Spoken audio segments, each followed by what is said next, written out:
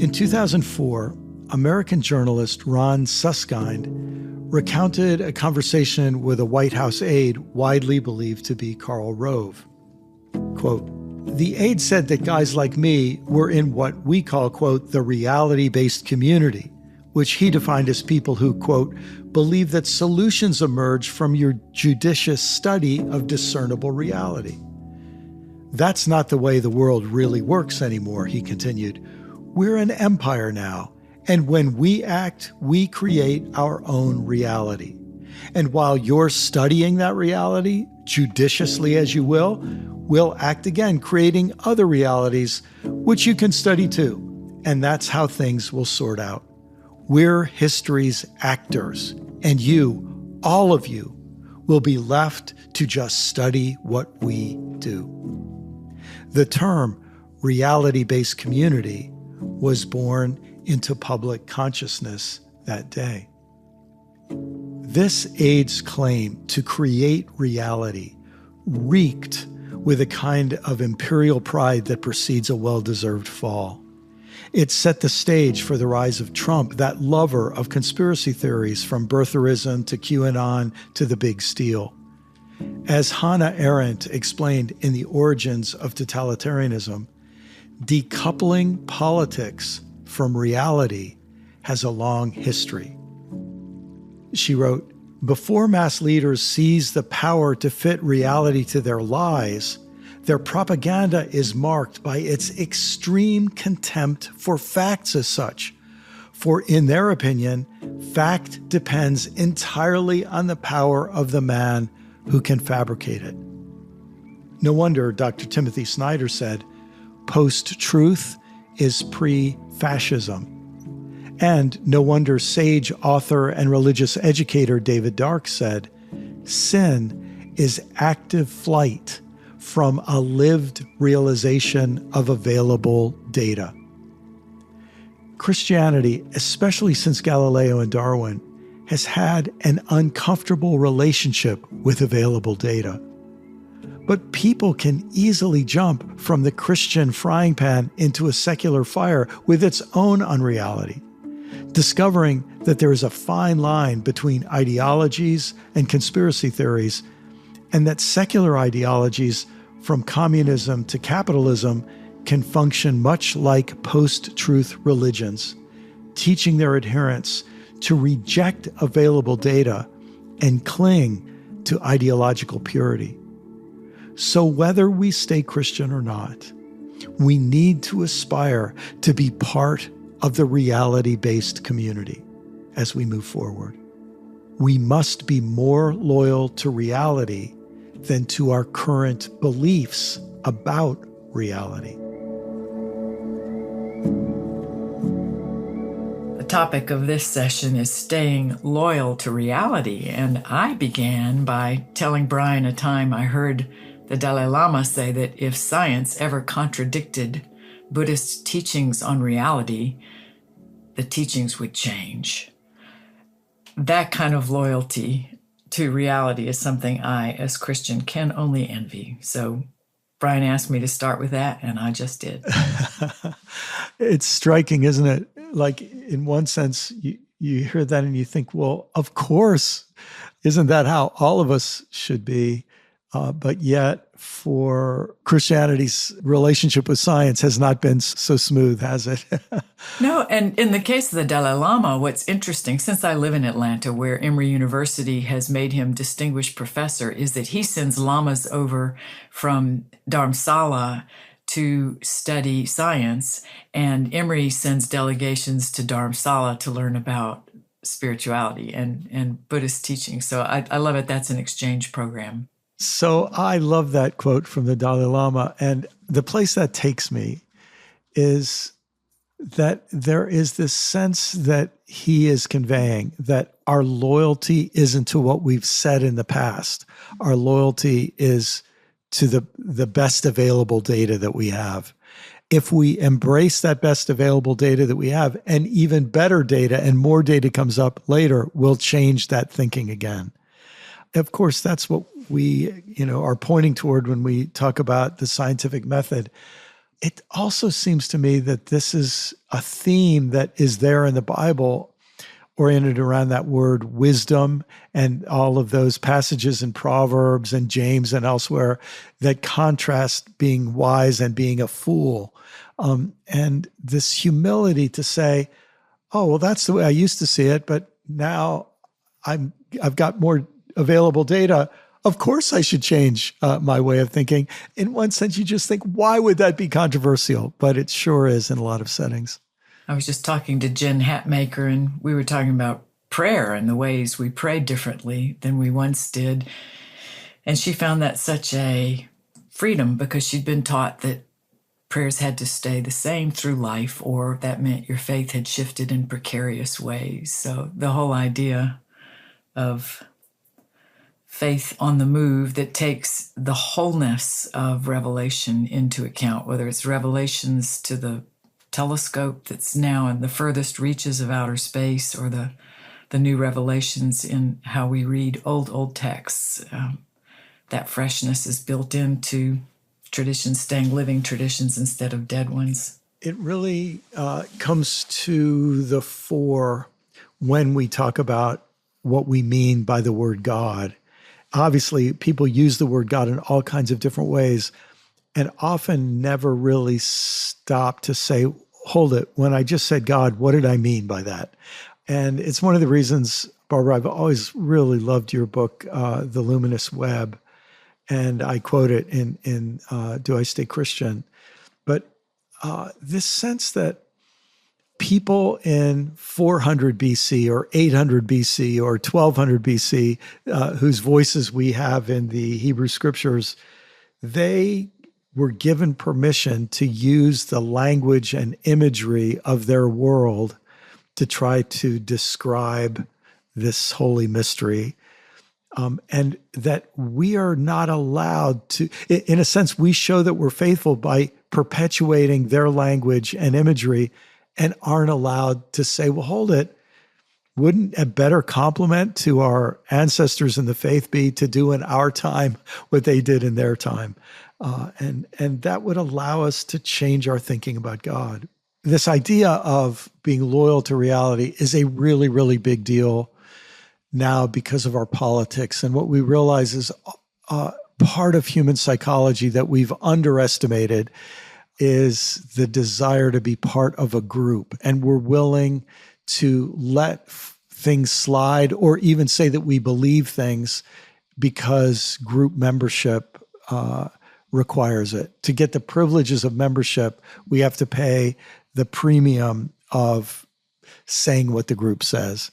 And learning how to break with our group in the interest of truth, it's touchy. I think it's why many people think I need to make a break with the Christian religion. I just can't keep saying what they've always said. Others of us find a way to say, well, no, actually, people have changed their minds about a lot of things in our history as a faith. And so we want to carry on that tradition. You have any thoughts on how we keep a tradition living and flexible so that it can stay loyal to reality? Well, see, I almost see that as chicken and egg. Because if I stay loyal to reality, then my beliefs about reality are exposed and limited and evoked and jostled around so that it's almost a circle. I have found myself capitalizing reality and trusting that, having more faith in that than I do with whatever we all mean by God. Yes. Not because reality is any clearer or more stable a word, but I trust what is real. And one part of reality that I trust, which is very difficult to accept, is that I came from ancestors, and there will be many after me, and much that I pray for and hope for will not happen in my lifetime. And to stay loyal to reality is to cultivate some kind of patience to go along with humility that says, I do my piece, but I'm part of a bucket brigade, and it goes on before me and it goes on after me. I get so impatient to see results now, in this election, in this midterm, in this church, in this year. And that impatience doesn't serve reality. It's not true to reality. My goodness, I think this is really one of our struggles, a part of reality that I find myself resisting, and that is that things that in the deepest part of my soul I think are important and true and necessary and worth fighting for may lose. They may lose for the rest of my life and lifetime, and they may lose for a really, really, really long time. Being able to hold that possibility that things I care about so much will very likely lose is part of being loyal. That's a reality I have to learn to be loyal to. And I don't like it. But I think I need it. Something I say in the chapter, that loyalty to reality doesn't feel like certainty. It feels more like humility. It feels more like awe, wonder, curiosity, patient attentiveness. There is something, I think a lot of us are thinking a lot lately about the allure of certainty, the comfort of certainty, and yet the downsides of certainty. Because one thing that's very obvious, if we look around, people can be 100% certain of something and be wrong. And they can be uncertain, and yet, reality is going to be what it's going to be, with or without our certainty. Because it's collective, right? Reality is not only intergenerationally collective and chronologically collective, but humanly collective, culturally collective. And so much of certainty gets staked out in order to form identity, yeah? So that maybe can be a both instead of an either or. We do work on individual identity, and where, I can do no other, here I stand. But the collective identity is where, for me, a lot of the humility comes from, is if I accept being in community with people and imagine that I am as difficult for many of them as they are for me, and that there are what the Buddhists call precious teachers among us all, the teachers we would least choose are the ones we probably have the most to learn from, then that's a good balance for me to hang on to while I stay loyal to reality, not just mine, but ours, human. Yes. So you're describing, I think, an experience that so many of us have, and it is, I want to be loyal to reality, and I want to be loyal to my family or my religious community or my nation or whatever. I want to be loyal to my people around me, my tribe or herd or clan or whatever. But what happens when there's tension, where I feel my group is out of sync with reality? And I think some of us are tempted to then just say, then I will sacrifice loyalty to my neighbor for loyalty to my understanding of reality. Man, it's a much harder thing to try to stay loyal to my neighbor and to reality. Indeed, yeah. I'm thinking of broken families right now. I can name them, the families that don't eat well together anymore because the realities they're being loyal to are so different, so far apart. And then comes the challenge of saying, and that is a reality. In other words, that heightened rejection reaction, that's part of reality. And here's where our wishes get in the way. I wish it weren't true, so I don't want to admit it's true. But then comes this need to just say, no, that's there too. That opposition is there too. And how now can I widen my aperture? How can I learn how to see those uncomfortable truths that I wish weren't true? It reminds me of something Father Richard often says, that contemplation is opening ourselves to all the reality we can bear. That's a pretty Buddhist statement, isn't it, in some ways? Yeah, and maybe transcends, even the Buddhist Christian wisdom traditions. It is something we have in common, but it may be human wisdom there. We're not talking about death, but I do think death is in here somewhere. I mean, we're living through death of beliefs about reality, about churches, about eternal truths that were going to last forever. And even some of us, ideas of what happens when this life is over. I've been very surprised at how many conversations I've had lately with clergy and lay people, high and low, about death. And I wonder sometimes if climate change, I'm really perhaps deepening this too much for a 20-minute conversation, but I wonder how much death of the planet has sobered people up to other kinds. So staying loyal to a reality that's not only always changing, but is always dying and coming back in some way or another. And now all of a sudden, as a people, we're looking at a question about the planet that's pretty big. Pretty big.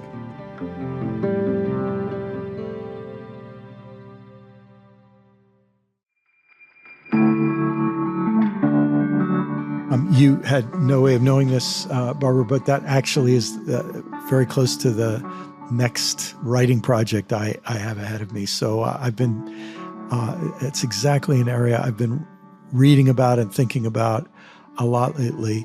The reality of death, and I think part of what's going on and causing what some people call climate dread or doom for a lot of people is this sense that, you know what, the whole human species could do itself in here. And we could be making decisions now that certainly mean that life as we know it won't go on. And there are some of us who every morning are waking up to feeling that to be loyal to reality means I'm facing things that most of my friends and neighbors and coworkers, and if I go to church, the parishioners at my church are really not ready to think about. And there's a kind of private agony and grief and aloneness that comes when people, they're not trying to be morose, they're trying to be loyal to reality. You just described the widening of the aperture that I think widens even more for people of any age who have looked mortality in the face individually, and then people of a certain age, if they're lucky enough to accumulate some decades, who begin to be unable to maintain the denial that has served them so well. Can't do it anymore. And it does throw you into a sometimes lonely place. Ironically, there is also something that happens when we at least affirm at the deepest part of our being, to the degree that we can, that we would like to be loyal to reality. We don't want to live in make-believe. We don't want to live in a wish bubble, but we would like to take into account, as my friend David Dark says, all available data. Yeah, because guess what? Reality is going to break in no matter what. So I think I would rather befriend reality earlier than later. That's a great way to say it. Well, I think this maybe is a place to pause and say, what if that quote that you started with from the Dalai Lama is something that more and more, like we could imagine a pope saying that, or a presiding bishop saying that, or a preacher or pastor saying that, or maybe even just normal folks who are Christians saying, this is an expression of my Christian faith as well, that I want to be loyal to reality. One of the things that strikes me in that, when I put this into time, I imagine if we had been in a spaceship and did a flyby of planet Earth, 2-3 billion years ago, we would have seen a planet devoid of anything that we would know as life, at least as we were passing by in a spaceship. This is another part of reality that I think is important for us to grasp, that hidden in that a planet of volcanoes and boiling water and noxious gases and not much in the way of oxygen in the atmosphere, hidden in that planet was the possibility for Mozart and Bob Dylan and Steve Martin and any other number of amazing people, creative people, and opera and ice hockey and everything else that is part of our reality was not very obvious, but it was actually hidden in that reality at that point. Any thoughts on what that means and being loyal to reality as well? Well, it sure underscores what we've been saying about unknowing. Who knew, right? In that flyover of planet Earth, who knew? I just read Margaret Rankel's column in the New York Times today, and she talks about how oak trees are dying at an alarming rate. And she said, go gather up a handful of acorns and plant them, which is a variation on wisdom we've heard for centuries, right? That if the world ends tomorrow, plant a tree. And so I love your image, and I love her image of planting an acorn, though I wouldn't live to see it, be over my head hardly. That it's part of what we're called to be loyal to. And it's also a piece of faith that's based not on fantasy, but reality, that things are always, so far, dying and being born again. And if I open my aperture really wide, that includes galaxies and not just human lives. So there's some kind of communion in that. Well, there's a point for us to pause and ponder and let that sink in. Thank you so much for these conversations, Barbara. Me too. I'll be up late tonight thinking about them. Thank you, Brian. I'd like to leave you with this short reflection from Do I Stay Christian? As I see it, to be loyal to God is to be loyal to reality. And to be loyal to reality is to be loyal to God. But that's only true when we remember that reality isn't simply what is. Reality also contains within it the seeds of what can be, but is not yet. In other words, part of the reality to which we must be loyal is the future possibility that is subtly present in the present moment. Richard Rohr says it like this: saying yes to what is ironically sets us up for what if. Imagine looking at the universe in its first several billion years. Swirling gases, surging energy fields, nothing solid.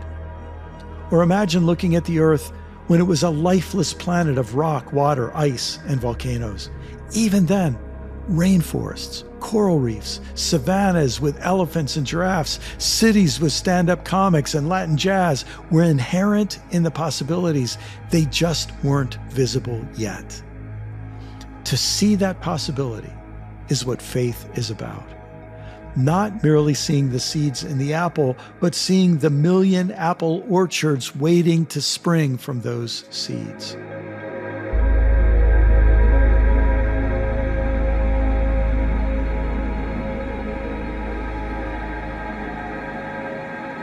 If this episode has raised questions for you, we'll devote a final episode in this season to responding to listener questions.